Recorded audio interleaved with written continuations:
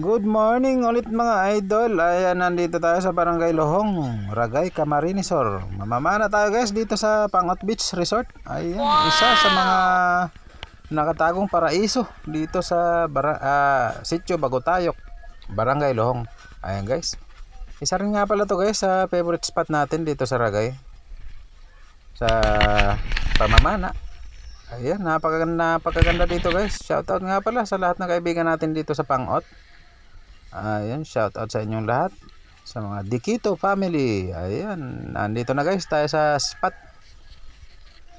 Napakalinis, napakaliwalas ng kanilang area. Ayan. Ohoy, may pating guys, pero okay lang, di naman nakakatakot yan kasi di naman gumagalaw. Ayan, dito tayo madalas guys mamana kahit sa gabi. Pangot. Live na tayo. Medyo may kalabuan pa rin guys, pero okay lang. Ayan, mag-load na tayo ng spear gun para naka-prepared na tayo kung sakaling meron tayong makitang papanain or isda. Solo dive nga pala tayo ulit guys sa araw na to. Ayan. Bale, since nakapag-warm up dive tayo, nakapag-warm up na tayo guys kanina. Ayan, pwede na tayong bumaba dito sa medyo malalim-lalim guys. Tingnan natin dito kung ano meron na anong mapapana natin dito. Kung anong dadaan sa ating isda. Ayan guys, dadapa tayo dito. At mag-aabang.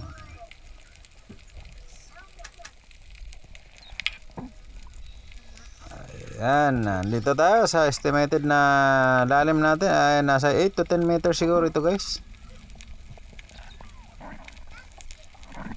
Dumapa lang tayo dito, mag-ambush at maghintay kung anong dadaan, kung anong makikita natin.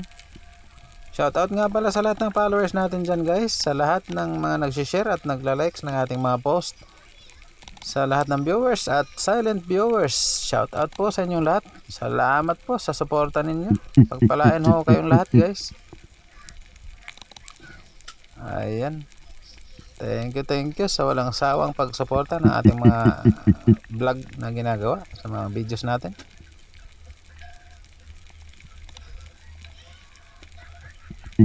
Ayan, parang wala guys. Parang wala tayong naaninag o nakikitang isda dito. Wala rin kasing mga bait fish. May kalabuan pa rin yung dagat ngayon, pero okay na guys kumpara sa mga nakaraang araw.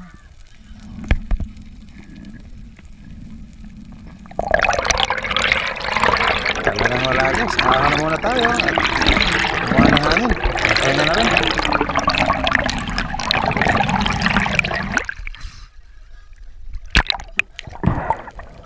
Medyo solo natin ang dagat ngayon. Dito sa pangalawang spot sa bandang una-unahan. Baba rin tayo dito guys.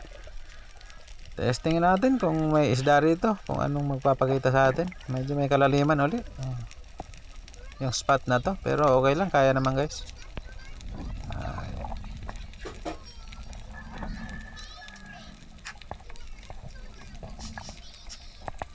Tingnan natin. Medyo may nakikita tayong talakitok or maliit na trevally guys. Pero wag muna natin panain, baka mayroon pang mas malaki na magpakita. Hintayin muna natin. Pero kung wala na talaga guys, kung wala na talagang magpakitang malaki, mas malaki sa kanya, panain na natin. Siya na yung bali para mayroon na tayong huli kahit papaano. Wala talaga guys. Kailangan na natin siyang panain para kahit papaano meron na tayong huli sa araw na to. Ayan guys. At isinabit pa yung ating shop. Ngayon aahon ulit tayo. At magpapahinga bago natin siya balikan.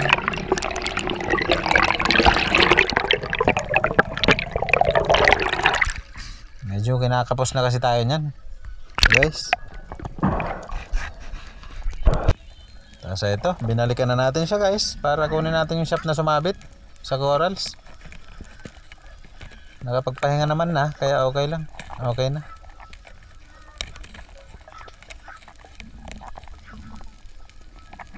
Ayan, natanggal na natin. Meron na tayong huli sa araw na ito. Wow! Isang talakitok na di na magkalakihan. Medyo maliit lang pero okay na yan guys. Pang-ulam na yan. Ayan, meron na tayong huli sa araw na ito.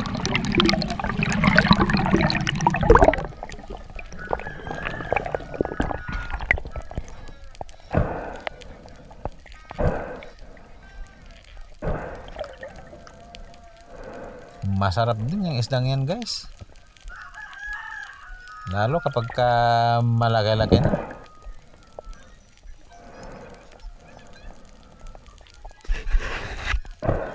Ayan. Ngayon, tutusukin uli natin siya ng ating mahiwagang kutsilyo, yung panghiwa ni Mrs. sa tinapay. Para masecure natin yung isda guys. Kasi kapag hindi natin tinusok yan, may chance pa siya na makawala. Ayan, dito sa parting ito guys, nakapa na tayo ng isang labahita or surgeon fish, pero hindi na natin na-videohan kasi hindi tayo nakapagbuhay ng camera guys. Ayan.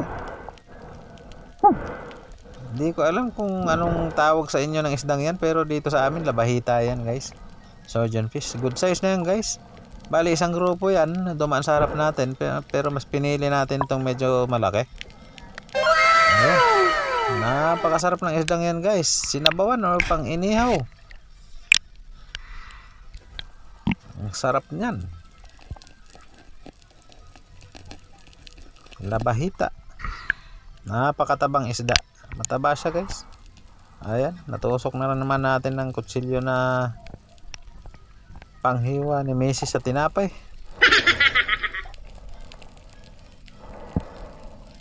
Bale, meron na tayong dalawang isda sa araw na to. Isang talakitok at isang labahita.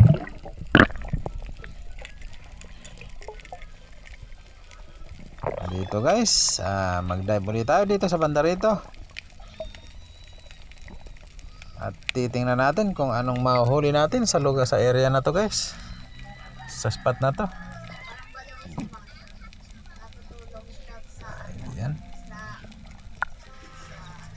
Buhay na buhay pa yung mga corals dito sa parte sa spot na to guys.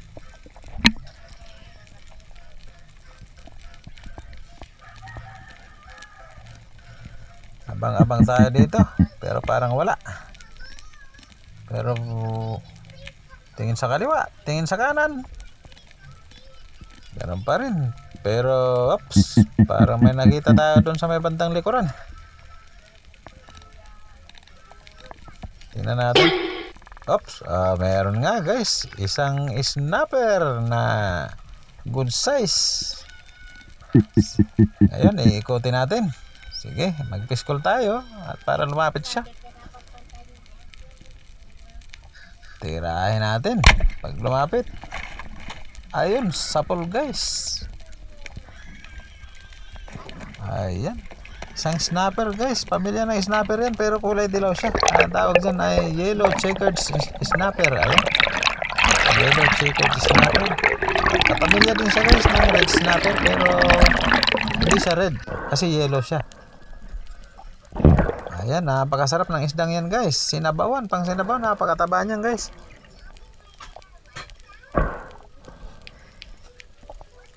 Hindi ko lang alam kung anong local name ng isdang yan dito guys. Kung ano tawag dito sa atin. Kasi yung red snapper ay tawag naman dito pulahan. Eto snapper din kaya lang kulay dilaw, kaya pwede siyang tawagin na dilawan guys. Ayan, napakagandang isda guys. Napakasarap niyan, sinabawan.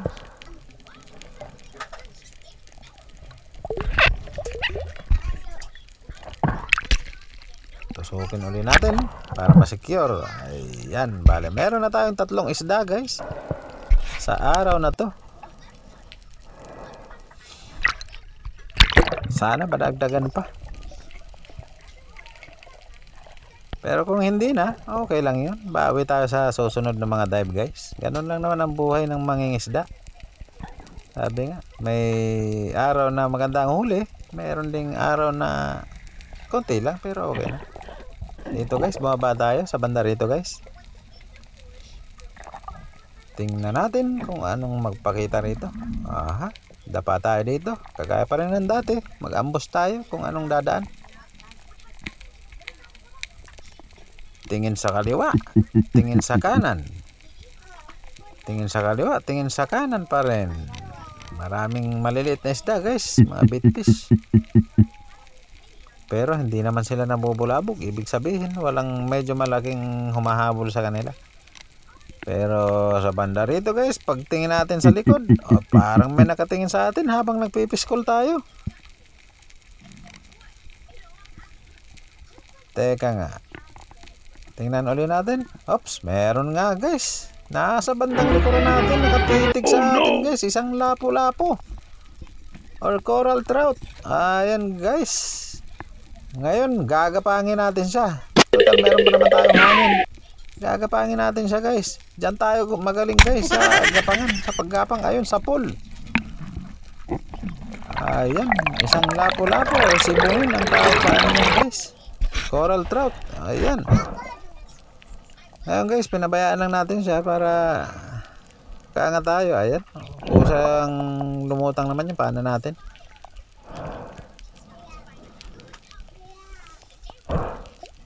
Napakagandang klase ng nahuli natin ngayon guys. Isang lapu-lapu guys. Sibungin kung tawagin dito sa amin. Ayan, coral trout. Ayan, quality guys. Napakaganda ng tama. Tinamaan sa pisngi guys. Nasira yung hasang niya. Tumagos sa kabilang pisngi. Ayan guys. Buti nakuha natin guys. Hindi natin nakita. Gawa ng nasa likuran natin siya eh. Buti na lang. Nagapang natin. Ayan guys.